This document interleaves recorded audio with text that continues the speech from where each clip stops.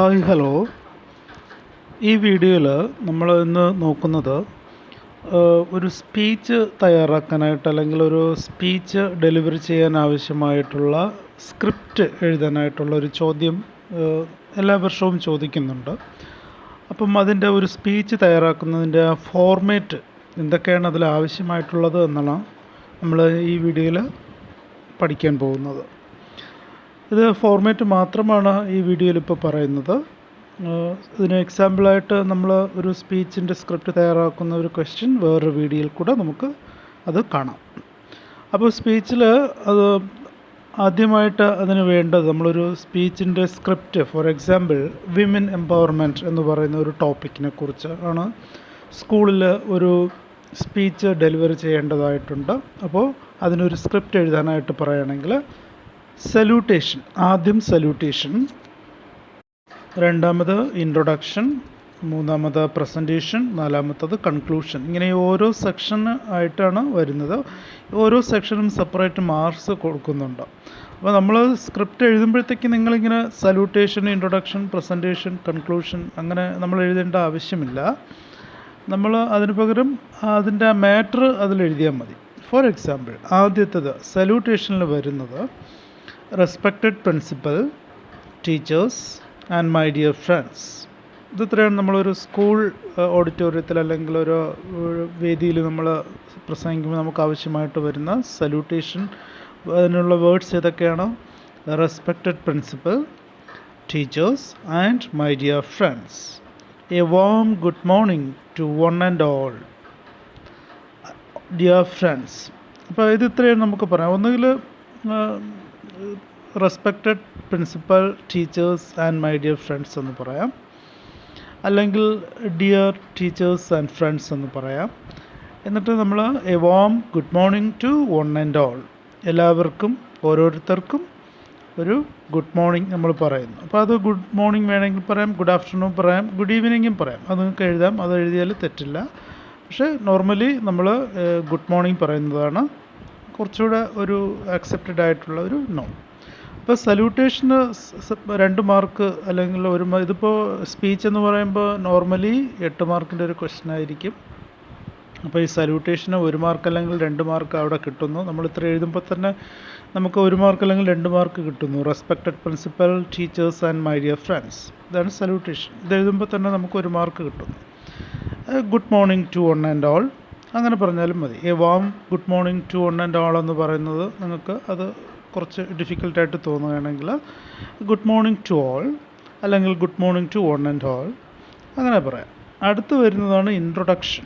Introduction എന്ന് പറയുമ്പോഴത്തേക്ക് നമ്മൾ ഏത് ടോപ്പിക്കിനെ കുറിച്ചാണോ നമ്മൾ പ്രസംഗിക്കാൻ പോകുന്നത് അല്ലെങ്കിൽ സംസാരിക്കാൻ പോകുന്നത് ആ ടോപ്പിക്കിനെ കുറിച്ച്, ആ വിഷയത്തെക്കുറിച്ചൊരു ഇൻട്രൊഡക്ഷൻ നമ്മൾ പറയും.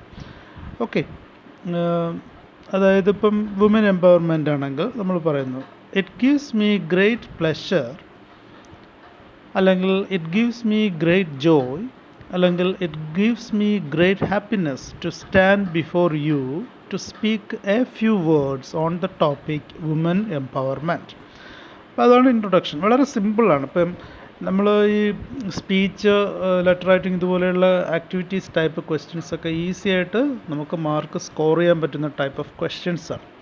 അപ്പോൾ ഇൻട്രൊഡക്ഷനിൽ വരുന്നത് it gives me a great pleasure to stand before you to speak a few words on the topic.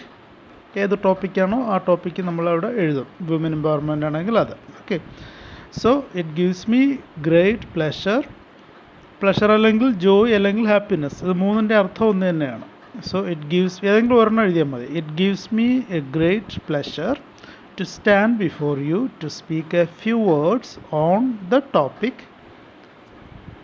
Woman empowerment. ഏത് ടോപ്പിക്കാണോ ക്വസ്റ്റ്യൻ പേപ്പറിൽ തന്നിട്ടുള്ള ആ ടോപ്പിക്ക് എഴുതണം.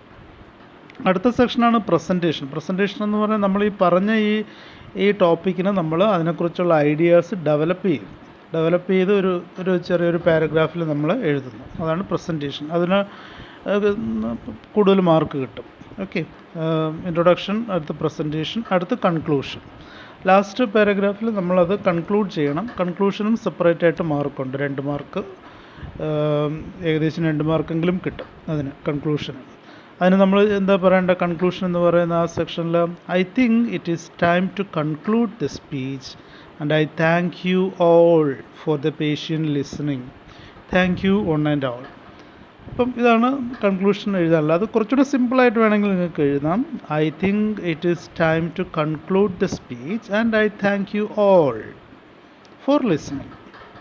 അപ്പോൾ അത് പറഞ്ഞാലും മതി. Thank you one and all. അപ്പോൾ ഇത്രയും എഴുതുന്നതിന് 2 മാർക്കാണ് കിട്ടുന്നത്. അപ്പോൾ ഇതിൽ ഇമ്പോർട്ടൻ്റ് ആയിട്ട് വരേണ്ട വാക്കുകൾ ഐ കൺക്ലൂഡ് എന്നുള്ള വാക്ക് വരണം.